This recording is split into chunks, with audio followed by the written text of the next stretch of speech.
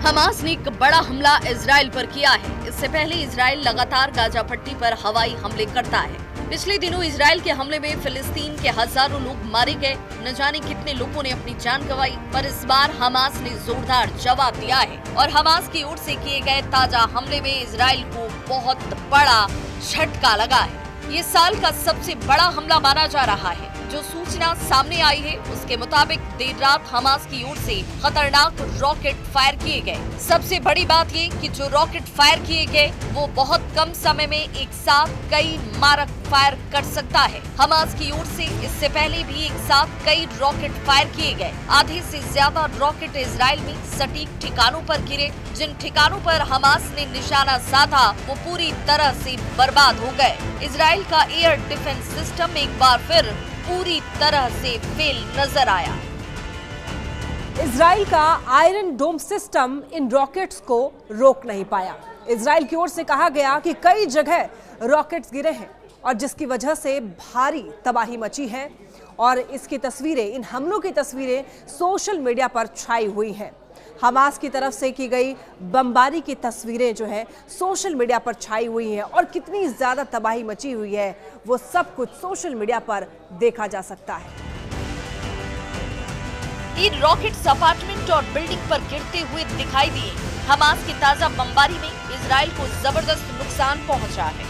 Israel ने भी Hamas की ओर से की गई बमबारी में नुकसान को स्वीकार किया है। इन हमलों में इजराइल के प्रधानमंत्री बेंजामिन नेतन्याहू सख्ती में हैं। कहा जा रहा है कि इजराइल पर हुए हमले में बहुत ज्यादा तबाही मची है, जान और माल का बहुत नुकसान हुआ है। इसकी सोशल मीडिया में बहुत चर्चा तक हो रही है। कुछ दिन पहले ही इजराइल के प्रधानमंत्री बेंजामिन नेतन्याहू ने अमेरिकी राष्ट्रपति डोनाल्ड ट्रंप से मुलाकात की थी, जिसमें गाजा पट्टी के ताजा हालात पर चर्चा हुई। पर इजराइल के प्रधानमंत्री बेंजामिन नेतन्याहू कोई जवाबी कार्रवाई कर पाते उससे पहले ही हमास ने इजराइल पर जोरदार एयर स्ट्राइक कर दिया। इसकी तस्वीरें जैसे ही सोशल मीडिया पर सामने आई, हर तरफ खलबली मच गई। ये हमले मध्य गाजा के दीर अल बलाह और अश्कलोन और अश्कदोद जैसे इलाकों में हुए। इस हमले में मिडिल ईस्ट में शांति के प्रयासों को गहरा धक्का लगा है।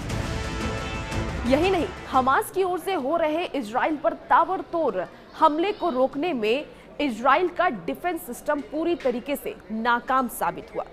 ना तो इजराइल का डोम सिस्टम काम आया और ना ही अमेरिका की तरफ से मिला गया हाईटेक डिफेंस सिस्टम काम आया।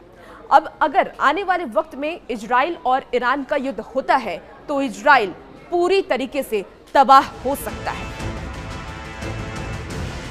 जबकि ये डिफेंस सिस्टम इजराइल के लिए बेहद महत्वपूर्ण था। इससे पहले इजराइल अपने डिफेंस सिस्टम का पूरी दुनिया में बखान करने का कोई मौका नहीं छोड़ता था। इजराइल ने एंटी बैलिस्टिक मिसाइल सिस्टम और डोम सिस्टम की बढ़ चढ़कर चर्चा की, पर हमास के ताजा हमलों में ये सिस्टम फेल रहे और इजराइल की सुरक्षा को लेकर गंभीर सवाल खड़े हो गए। अब हर तरफ यही सवाल उठ रहा है कि आखिर इजराइल का सुरक्षा तंत्र क्यों फेल साबित हुआ। हमास को ऐसे ताकतवर हथियार कहां से मिले जिसने इजराइल में जोरदार तबाही मचाई। गाजा पट्टी में पिछले कुछ दिनों के अंदर इजराइल ने जबरदस्त तबाही मचाई थी। इजराइल की सेना गाजा पट्टी के कई अंदरूनी इलाकों में पहुंची थी। इसके बावजूद हमास ने हार नहीं मानी और इजराइल पर जोरदार बमबारी करके पूरी दुनिया को चौंका दिया। इजराइल का कहना है कि गाजा पट्टी के जिन इलाकों में हमास का कब्जा है वहां पर हमास ने कुछ विदेशी बंधकों को भी कैद करके रखा हुआ है और इन्हीं बंधकों को तलाशने के लिए इजरायली सेना चप्पा चप्पा छान रही है। हालांकि अभी तक इनका कुछ अता पता नहीं लगा है। ये भी कहा जा रहा है कि ईरान की ओर से हमास के अल कासिम ब्रिगेड के पास लगातार गोला बारूद की सप्लाई हो रही है। इन हमलों ने साफ संकेत दिया कि हमास झुकने को तैयार नहीं है। हमास ने ये कह दिया है कि इजराइल लगातार हमले करता रहा तो बंधकों की सही सलामत वापसी पर कोई वादा वो नहीं कर सकता है। इजराइल अमेरिका से चाहे कोई भी डील कर ले। हमास ने दावा किया कि फिलिस्तीनी गाजा पट्टी से हटने वाले नहीं है।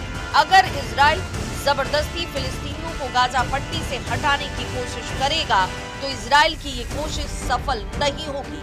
इसीलिए हमास के लड़ाके एक के बाद एक इजराइल पर लगातार अटैक कर रहे हैं। और मिसाइलों के ताबड़तोड़ वार से इजराइल को मिट्टी में मिलाने पर आमादा हैं। उधर हमास के हमलों के जवाब में गाजा पट्टी के विभिन्न क्षेत्रों में इजरायली हमले में कम से कम 19 फिलिस्तीनी मारे गए। गाजा सिविल डिफेंस का कहना है कि गाजा शहर के उत्तर पूर्व में खास करके जो इजराइल ने निशाना बनाया घरों को, उसमें 10 महिलाओं और बच्चों को मार दिया गया। गाजा पट्टी के उत्तर में जबालिया क्षेत्र में इजरायली सेना ने 3 लोगों की हत्या कर दी और अन्य को घायल कर दिया। गाजा पट्टी के दक्षिणी शहर खान यूनुस में इजरायली ड्रोन हमलों में कम से कम 2 बच्चे समेत 5 लोगों की जान चली गई। वहीं केंद्रीय नुसेरात शहर में विस्थापितों को भोजन वितरित करने वाले एक टेंट पर इजरायली विमान के हमले में एक शख्स की मौत हो गई। फिलिस्तीनी सुरक्षा सूत्रों के अनुसार पिछले कुछ समय से गाजा सिटी के पूर्वी हिस्सों बेत हनून और बेत लाहिया क्षेत्रों में इजरायली तोपखाने से लगातार गोलाबारी की जा रही है। इस बीच हमास के सशक्त विंग अल कसर ब्रिगेड ने एक बयान में कहा कि उसके लड़ाकों ने गाजा सिटी के पूर्वी हिस्से में स्थित अल वफा अस्पताल के पास 3 इजरायली मकारवा 4 टैंकों को निशाना बनाया। हालांकि इजरायली सेना ने अब तक इन हमलों पर कोई टिप्पणी नहीं की है। इजरायल रक्षा बल ने कहा कि गाजा पट्टी में फिर से शुरू किए गए अभियान के तहत हमास के राजनीतिक ब्यूरो के कुल 11 वरिष्ठ अधिकारी मारे जा चुके हैं। फिर से शुरू किए गए अभियानों में अब तक वायुसेना के 350 लड़ाकू विमानों और लगभग 1200 आतंकी ठिकानों पर हवाई हमले किए गए। 100 से अधिक लक्ष्य सटीक हमलों में नष्ट किए गए और गाजा पट्टी में आतंकी संगठनों के सैकड़ों आतंकियों व सैन्य कमांडरों को मार गिराया गया है।